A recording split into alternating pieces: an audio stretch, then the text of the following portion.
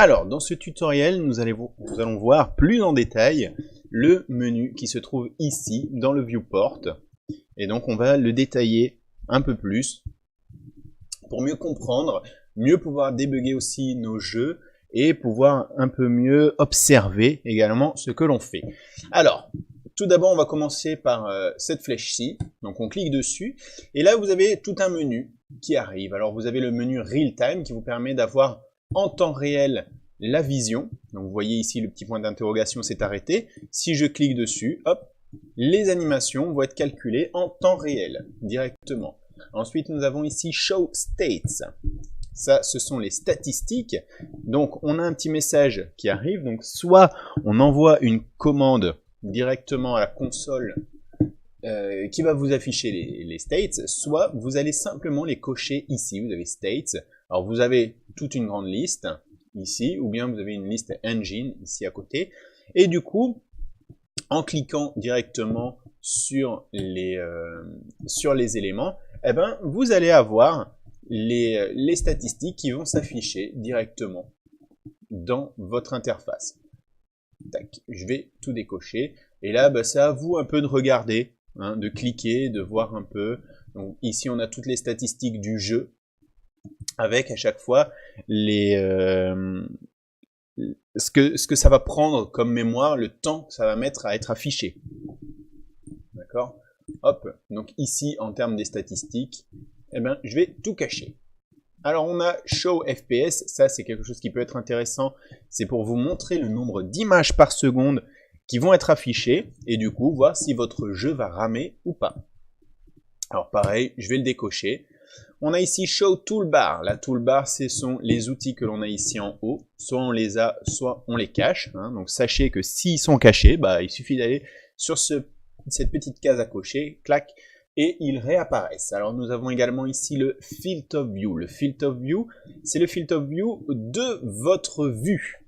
D'accord ? Ça n'est pas le Field of View de la caméra. Si vous voulez changer le Field of View de la caméra, il faut rentrer dans ses paramètres.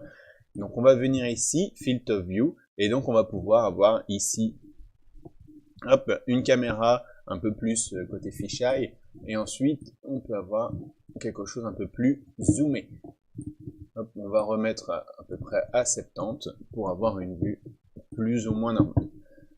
Ensuite on a le Far View Plane. Le Far View Plane par défaut il est à 0. Le Far View Plane, donc c'est un plan. Donc c'est une distance à partir duquel les objets ne vont plus être affichés. Donc pour l'instant 0, ça veut dire que c'est à l'infini. Il va nous montrer un maximum d'objets. Si jamais je mets 100, tac, eh ben il va me cacher tous les objets qui vont être à plus de 100 de moi. Donc si j'avance, hop, il devrait me réafficher mon personnage. Il devrait me réafficher les escaliers, ainsi de suite. Et donc, il me cache les éléments lointains. Alors, 100, c'est assez proche de moi, mais on pourrait dire de jouer avec 1000, 2000, 3000, pour dire de cacher les éléments qui se trouvent loin de nous, qui nous éviterait ça nous éviterait de devoir afficher l'ensemble et du coup de faire ramer notre projet. Alors, on va remettre à 0. Comme ça, on a l'ensemble de notre scène. Alors, en dessous, on a le scène pourcentage. Ce scène pourcentage, c'est un pourcentage qui a comme valeur de nous afficher l'image. Donc, l'image que l'on a ici, elle nous est affichée à 100%. D'accord ? Si je dis, voilà, je veux une image à 50%, ben vous voyez, il va dégrader l'image de façon toujours à gagner des images par seconde. D'accord ? Donc ça nous permet, si jamais notre jeu rame, hop, on baisse le scène pourcentage et on voit un petit peu si nos statistiques ont augmenté. Après, vous allez voir qu'on peut aller jusqu'à 200% où il va essayer de nous afficher l'image encore mieux que ce qu'il affiche d'habitude. 200%, c'est le maximum. Tac, on remet 100. Et on est reparti, donc vous voyez la petite écriture qui était ici, où il nous affichait 200%, a disparu, pour bien dire que notre scène est affichée correctement. Hop, on retourne sur la petite flèche. Alors vous avez ici le Cinematic Preview, qui va vous afficher directement les matinées. Donc les matinées, ce sont des animations d'objets. D'accord? Et donc, on pourrait les voir directement dans notre viewport. D'accord? On a ici le Game View. Le Game View, ça vous permet d'enlever toutes les aides. Et donc, on a vraiment la vue comme si nous étions en jeu. Donc, on est toujours en mode d'édition, mais on a notre vue sans les petites cages qui nous aident, etc. Donc, c'est directement la vue du jeu. Alors, moi, je la garde cochée, comme ça, je vois les différents éléments. L'Immersive Mode, il suffit de cliquer dessus et on l'a en plein écran, tout simplement. Immersive Mode, pour quitter l'Immersive Mode, il suffit de venir recliquer dessus ou faire F11. En dessous, nous avons le Bookmarks. Le Bookmarks, ça va vous permettre tout simplement, donc vous allez vous déplacer dans votre scène et puis vous allez vous dire, oh bah tiens, cette vue-là est sympa. J'aimerais bien revenir sur cette vue-là. Là, tout simple, vous venez ici dans le Bookmarks et vous faites Set Bookmarks et vous choisissez un emplacement. Il y a 10 emplacements. Si vous prenez l'emplacement numéro 1, par exemple, voilà, donc ça c'est une position que vous avez gardée. Et bien, si vous voulez revenir à cette position, il suffit de revenir ici, Bookmarks, et vous faites Jump to Bookmarks 1. Clac. Et du coup, bah, vous allez revenir à la vue que vous avez sauvegardée. Vous avez également à l'intérieur de ce petit menu la possibilité donc d'enregistrer donc des positions, jusqu'à 10 positions. Vous pouvez également enlever des positions et vous pouvez enlever l'ensemble des positions. Admettons, vous désirez faire une cinématique. Et cette cinématique, voilà, bah, vous trouvez que cet emplacement-ci est plutôt sympa hein, pour y mettre une caméra. Eh ben, vous allez choisir un angle de vue. Vous allez venir ici et vous allez cliquer ici sur Create Camera Here. Et du coup, eh ben, il va vous placer tout simplement une caméra à l'endroit que vous avez choisi. D'accord? Si vous voulez revenir sur la vue de la caméra, il suffit de venir ici dans Perspective, vous avez Camera Actor, vous cliquez dessus et vous revenez dans votre vue caméra. Et en plus, là, vous n'êtes pas dans la vue de la caméra, vous êtes carrément dans la caméra. Et donc, vous pouvez changer ces paramètres, comme le Field of View que l'on avait vu précédemment. Et vous pourrez également changer sa position. Admettons sa position, vous trouvez qu'elle n'est pas top tout compte fait. Hop, vous pouvez changer sa position parce que vous êtes en pilote de votre caméra. Il suffit de cliquer ici, hop, vous quittez votre vue caméra. Donc votre caméra reste à cet endroit-là et on garde la même vue que ce que vous aviez avant. Donc ça, c'est très pratique. Ensuite, nous avons le High Resolution Screenshot. Admettons, vous avez fait une superbe vue. Admettons la vue caméra qui est ici. Hop, vous vous dites, waouh, ça c'est vraiment top. J'aimerais bien le garder pour le mettre dans un book ou pour le mettre sur Internet pour dire, voilà, j'ai fait ce jeu-là. Et vous faites des petites screenshots. Il suffit de venir ici, hop, High Resolution Screenshot. Alors, par défaut, il va vous prendre l'image qui se trouve ici.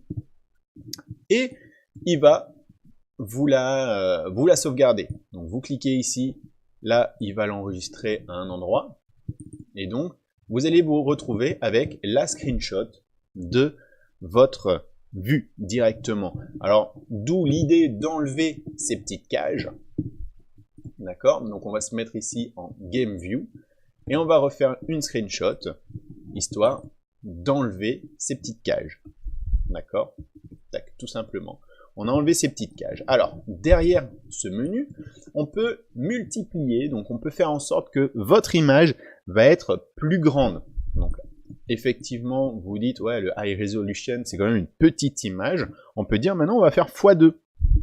x2, on fait une screenshot, et du coup, vous allez avoir votre image 2 fois plus grande, avec une bonne résolution, mais plus grande. Alors, derrière ce menu, on peut également inclure le Buffer Visualization Target. Qu'est-ce que c'est que ce truc? Ça va vous permettre d'avoir plusieurs couches pour vous faire de la composition derrière. Je vais cocher et on va faire une screenshot. Et là, ça met un peu plus de temps.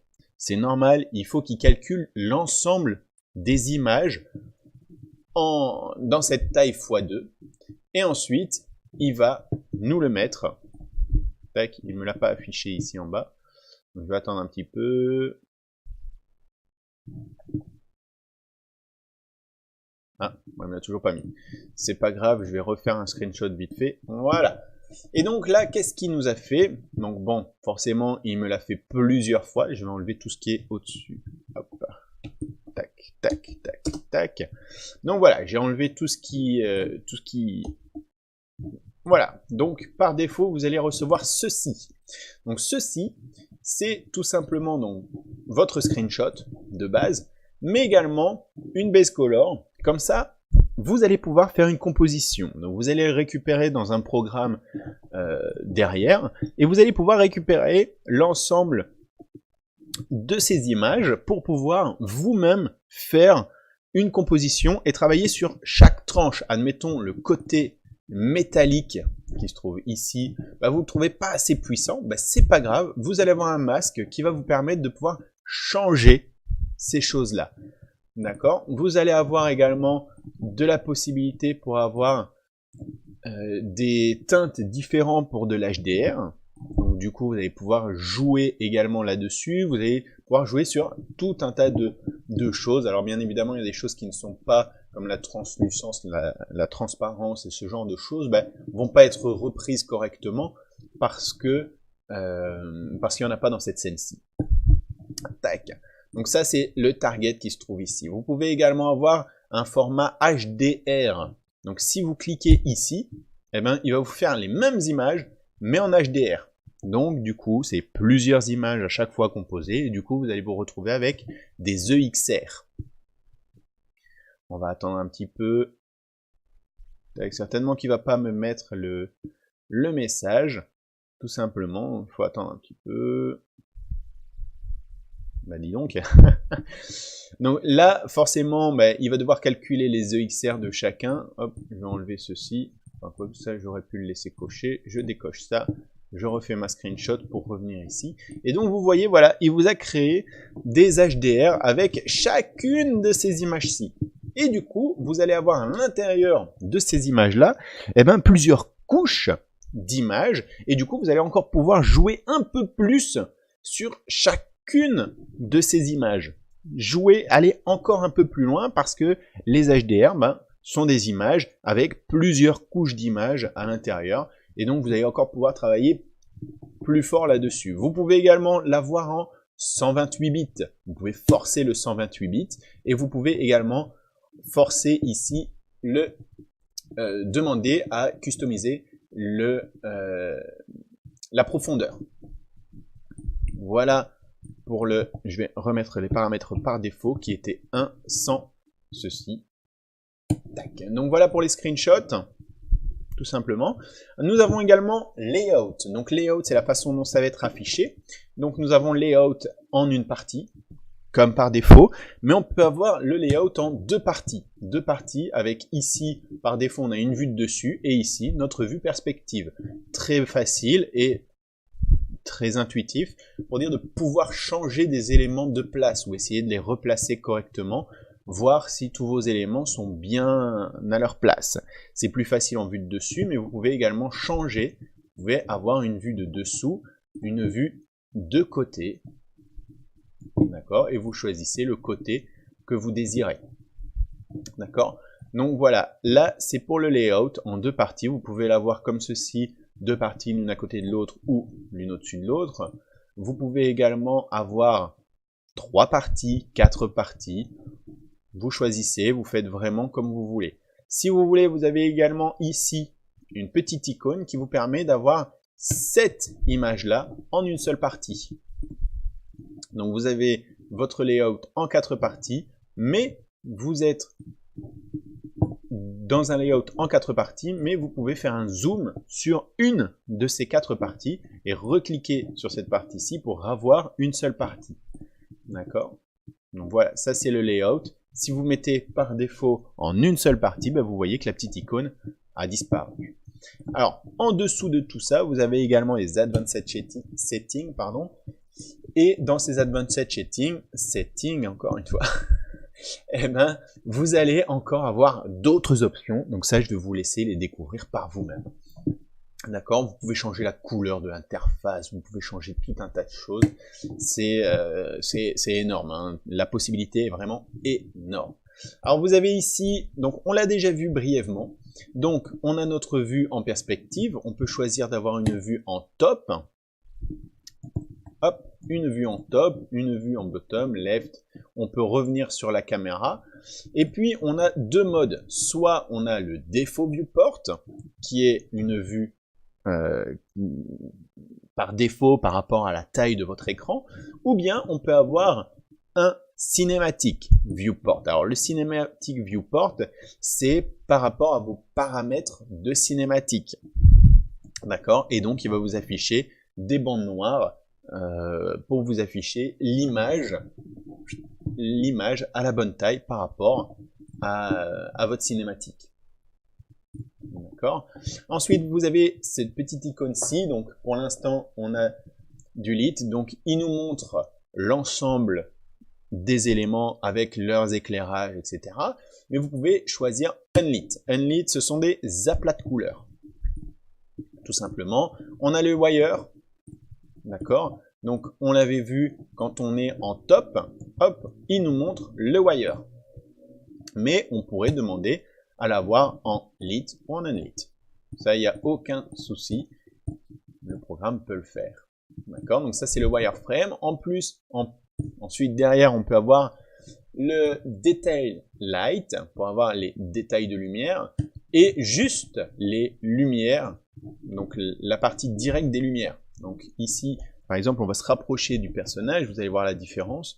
Donc là, on a la lumière qui vient, donc les impacts de lumière directement sur un personnage mat. Par contre, si on prend ici les détails, eh ben, il va nous afficher les brillances également des lumières. D'accord? On peut également voir comment vont être travaillées les réflexions. D'accord? Alors les réflexions vont toujours être dépendantes de cette petite sphère. Hop, vous voyez, si je bouge la sphère, eh ben, les réflexions vont bouger. Et donc, on peut rajouter du détail en allant chipoter dans la petite sphère. Du détail ou autre. On a également les collisions. Donc, pour vérifier si nos collisions sont correctes. D'accord. Alors, ici, on a une scène assez simple avec des BSP. Donc, du coup, le principe des collisions n'est pas marquant, mais par contre après quand on ramène des éléments, eh ben on va vraiment voir les vraies collisions en fait, parce que les objets, par exemple une sphère, eh ben on va pas avoir, enfin, on va avoir une sphère, mais par exemple si on fait un œuf ou quoi, eh ben on va pas se retrouver avec la forme de l'œuf directement en collision, on va se retrouver avec un shape un peu ressemblant, mais pas tout à fait. Et du coup, bah là, ça va vous permettre de les voir. Et du coup, de voir les problèmes au niveau de vos collisions. Si jamais votre personnage, il y a des endroits où il passe pas bien, ou des choses comme ça, bah vous pouvez regarder les collisions et voir comment ça se trame. Alors ici, on a l'optimisation. Par exemple, savoir la complexité des lampes, la complexité des light maps, la complexité des shaders, tout ça vous allez pouvoir les vérifier ici. Donc c'est la difficulté pour l'ordinateur de vous afficher tel ou tel shader. Et donc vous voyez que ici, mis à part cette partie là qui est un petit peu qui est pas top pour l'ordinateur, bah le reste il n'y a vraiment aucun souci pour lui. D'accord. Alors c'est pas parce que vos shaders vont être, parce que dès que vous allez avoir des arbres avec des feuilles, des choses comme ça, eh ben vous allez vous retrouver très rapidement ici dans l'extremely bad. Vous allez voir. Donc ça veut dire que ce sont des shaders complexes à calculer, à afficher, mais il va quand même vous les afficher et vous n'aurez pas de problème. Par contre, si vous multipliez ces shaders, eh ben vous risquez effectivement de faire ramer ou de créer des problèmes par rapport à votre carte graphique, par rapport à vos performances au niveau du jeu. Voilà ici pour l'optimisation. Alors on a les LOD. Alors les LOD par défaut, Ici, j'ai pas trop de LOD peut-être sur mon personnage, non, je suis même pas sûr. Donc le level of detail, donc c'est lorsqu'on a plusieurs objets, mais ça on le verra plus tard dans les cours, je vous montrerai. Donc sachez que le level of detail, on peut avoir ici directement. Ici, on a également le buffer visualisation. Donc pour avoir directement, un peu comme les images que l'on a sorties, on va pouvoir les voir directement ici. Donc le côté métallique, on les a en temps réel. Donc les images que l'on avait sorties tout à l'heure dans le screenshot, on peut les avoir directement en temps réel. Ça se trouve ici, buffer visualisation, avec base color, etc. On va se remettre en lit. Et on va revenir ici. Alors ici, on a les paramètres par rapport au landscape. Le landscape, tout simplement. Donc le landscape, on verra plus tard. Et sachez qu'on peut voir les LOD, la densité des layers, le wireframe par-dessus. Et on peut fixer directement des LOD. Et dire, oh, tout compte fait, moi j'aimerais bien voir toute ma scène en LOD, 2, 3, 0, peu importe. D'accord? Par défaut, il est en automatique, donc c'est lui qui va gérer le level of detail. D'accord? L'exposition, donc là, il prend les game settings, donc les settings que l'on a par rapport à la petite cage ici, post-process volume. D'accord? Par défaut, on n'aurait pas de post-process volume, il nous mettrait quand même des game settings, donc par rapport aux settings qui se trouvent à l'intérieur du jeu. Mais sinon, on peut les enlever et on peut essayer de régler nous-mêmes l'exposition. Et voir en temps réel, voilà, tiens, telle exposition, etc. Après, on peut reporter ces paramètres directement dans les game settings et récupérer la même chose. Donc voilà pour ce paramètre-ci, le view mode. Ensuite, on a le show. Donc c'est tout ce qui va être affiché dans votre viewport. Donc dans le show, on a l'anti-aliasing, les BSP, on va pouvoir cacher, montrer les collisions. Voilà, là on les voit bien les collisions. Tac. Ouais, effectivement, ici dans les bras, vous voyez dans les bras, les mains, ce sont des collisions. Donc ce sont des boîtes, des petits cylindres, des choses comme ça, au niveau des collisions. D'accord? Donc là, si vous voulez enlever, montrer des choses, il suffit de venir cliquer dessus. Donc si j'enlève ici les static mesh, on peut enlever les skeletal mesh, on peut enlever les particules. Et donc ça va vous permettre également, donc avec les FPS, voir également si j'enlève par exemple le skeletal mesh, si je gagne des FPS. Si j'enlève les static mesh, est-ce que je vais gagner des FPS? Et ainsi de suite. D'accord? Ça va vous permettre également de voir par rapport à vos paramètres. Ici derrière, on a donc la possibilité de montrer ou de cacher dans le viewport directement des effets. Alors on a le post-process. Alors le post-process, pour cela, on va se remettre dans la caméra. Tac. Et on va venir ici sur la droite. Et sur la droite, je vais simplement aller activer le bloom. Le bloom, l'intensité. Et on va booster le bloom. Comme ça, vous allez voir à quoi ça correspond. Donc le bloom, c'est ce côté un peu... comment dire, un peu luminescent donc on va booster, c'est un effet un effet au niveau des lentilles, hein, un petit peu du brouillard qui va se mettre dessus. Et donc on va pouvoir faire en sorte de l'enlever. Donc ici on a les post-process, on peut enlever le bloom ou le mettre. Et après on a toutes les autres, toutes d'autres paramètres que l'on peut choisir ici, que l'on peut cacher ou montrer. Par défaut, moi je le laisse comme ça. Vous voyez qu'on peut également faire en sorte de montrer le motion blur directement dans la vue. On peut également enlever des lampes. Donc ici je vais enlever la directional. On peut enlever également les point light, il n'y en a pas, mais par contre le skylight on peut l'enlever. D'accord? Donc on peut enlever les images, les lampes directement et voir comment ça se passe sans les lampes. D'accord? Au niveau de votre vue. Alors le reste de ce que vous voyez, ce sont les impacts lumineux et ce qui a été calculé dans le build. Ok. Alors voilà, les light types, hop, je vais toutes les remettre.